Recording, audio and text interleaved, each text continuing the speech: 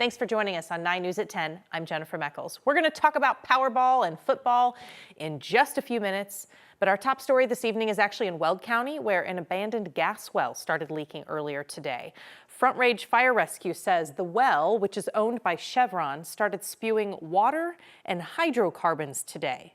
This happened near Weld County Road 378, just east of Two Rivers Parkway. The water is not really the issue, it's the hydrocarbons made up of hydrogen and carbon and the basis of many fuels. And when it's breathed in, it can create really serious health problems, including as serious as kidney failure or even death. Fire officials say Chevron is now working to cap that well. It could take them a couple of days. At this point, nobody is under evacuation orders and nobody's been hurt. There are several road closures, though, and they expect those to last through the rest of the weekend. There are some new developments tonight in one of Colorado's most notorious cold cases.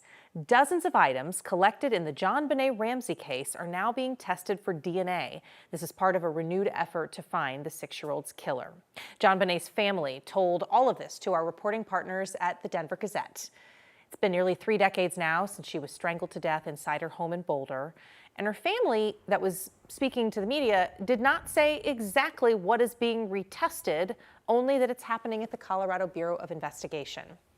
The Gazette reports that JohnBenet's family met with Boulder Police Chief Stephen Redfern on Thursday for an update on this case, the second time now in the past 8 months that Boulder police have talked about the case with the Ramsey family. Tonight, a community in Thornton is coming together to remember a woman who died in the Jefferson County Jail. Sasha Chavez passed away late last month. She'd been in custody about 3 weeks at that point. And as her family mourns, they're also anxiously waiting to hear what happened to her. 9 News reporter Colton Chavez is live in Thornton tonight. You attended a vigil held in her honor, and Colton, you spoke to some of her family. Yeah, Jenny, good evening. This park was filled with people earlier today that all care about Sasha Chavez. It was an emotional night for many of them. But through all that emotion, what we saw was there was a message that goes beyond what happened. Thank you to everybody who has shown out for my sister. Little sister Mariah Martinez draws strength from her family now that her sister is gone. It's truly so amazing to see the support and love that she has. Her big sister, Sasha Chavez, died in her cell at the Jefferson County Jail nearly 3 weeks after she was arrested. There's, the poster boards with all of her pictures and all of her friends and family. She loved so many people. Anytime she had the chance to ride, she would. Her father, Lawrence Torres, holds tight to the memories of riding with his daughter. And it's a way for us to heal. Which will we ever heal from this? We pray that we do. The chance to heal comes with the strength to demand answers. We're focused more on how she was treated. Deputies gave Sasha 2 doses of Narcan, an opioid reversing medication, when they found her unresponsive in her cell. While Sasha's cause of death has not been determined, I'm so sorry. Her family believes she should have been protected while in custody. We want to prevent this because obviously there is a glitch somewhere in the system. A glitch that little sister Mariah hopes she can prevent by continuing to share Sasha's story. But at the end of the day, she's my sister and I love her. And I would do anything for her. I would do anything for any of my family. And speaking with the family tonight, they have a lot of questions, and we've been passing along those questions for the past week to the Jefferson County Sheriff's Office. One of them being, why did you use Narcan on Sasha? And so far, what they're telling us is Jefferson County Sheriff's Office says they don't want to comment on that active investigation. We've also asked when we could possibly get a cause of death as well, and the Jefferson County Sheriff's Office tells us tonight that could be within the next 3 to 6 weeks. You can trust that we'll bring you those answers as soon as they're available. Live in Thornton tonight, Colton Chavez, 9 News. All right, Colton, thank you. It's been really a gorgeous night out across Colorado tonight. A full moon will actually peak right around midnight. They call it the corn moon. This time of year is when people are typically harvesting. Corey Reppenhagen is here now with some more fun facts about your forecast besides how we name our moons. What you got, Corey?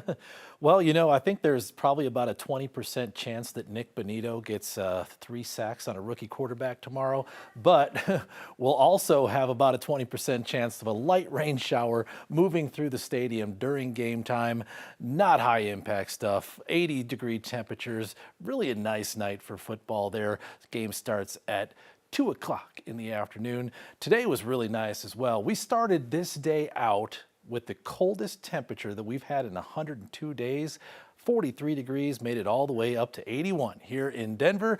60s and 70s in the mountains today. It was a pretty nice day all across the state of Colorado, and this is what your day looks like in Denver tomorrow. We're going to start out with some clouds in the morning, maybe even a little bit of rain, but then during the day, the wildfire smoke will move out, the sun will come out, and we'll get up to 83 degrees. A few isolated showers, like I said, and then here's your forecast for the rest of the state. For tomorrow, we'll have 60s and 70s in the mountains, sandwiched by some 80s on either side. Coming up in the forecast, I'll detail the rain chances coming up for tomorrow and a warm-up into the week. Jenny? All right, Corey, thanks. It's really been a violent weekend around Denver. Police are investigating a series of unrelated crimes that left several people dead. In the Central Park neighborhood, a boy was shot and killed last night. DPD posted about this just after midnight, saying this one happened on North Syracuse Street, close to Quebec and East 38th. Police say somebody shot the boy in a parking lot during a house party nearby. They have not made any arrests. In Southwest Denver, a suspected murder-suicide is under investigation. Sometime before midnight, officers found 2 people shot at a home on South Fenton Street. That's off West Yale. Both people died. Police have not released their names publicly or how they may have known each other. And police are working to find the driver who hit and killed a person in downtown Denver. This one happened early this morning at West 14th and North Lipan Street. Investigators originally thought this was maybe a shooting, but later clarified the person had been struck by a car. Police have not reported making any arrests. Today, for the first time, Denver's police chief is answering questions from the public about a controversial proposal to change how officers are disciplined. This plan would prioritize education over punishment for officers who commit minor violations. Members of the public have a lot of questions about how it would work, if it will work. Here's 9 News reporter Evan Krugel. The goal is to go right to your questions. The best public meetings begin with questions and end with solutions. The goal is to get an understanding of what it is you want to know. At Brother Jeff's Cultural Center on Saturday, there were plenty of questions. Every time we hear this, it's something different. As Denver Police Chief Ron Thomas sat down with the public for the first time to discuss his proposal for education-based development. Is the system broken? Where? How? Why is it broken? I will not go so far as to say the system is broken, but certainly the system has challenges, and the greatest challenge, I think, is the length of time that it takes to resolve a case. The plan would allow officers who commit minor infractions to receive training to correct their behavior instead of things like write-ups or suspensions. The chief says it'll move complaints through the system faster and help officers learn. At the end of the day, I think that is what our goal is to better develop officers who make mistakes. But critics worry it will reduce accountability. I am not opposed to more training.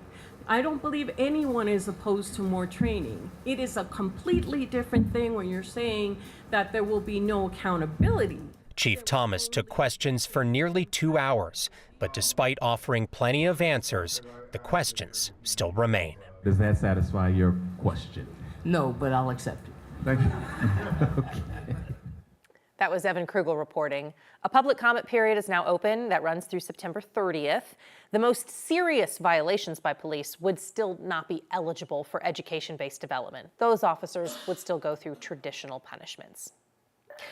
The Powerball drawing, that happened about an hour ago. Here are your numbers. The jackpot for tonight's drawing was $1.8 billion.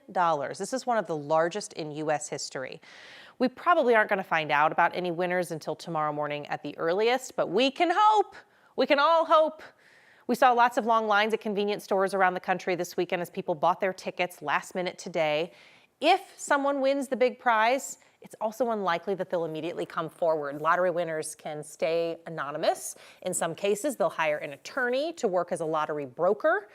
The attorney can put their name on all of the relevant paperwork, but the actual winner can keep their privacy.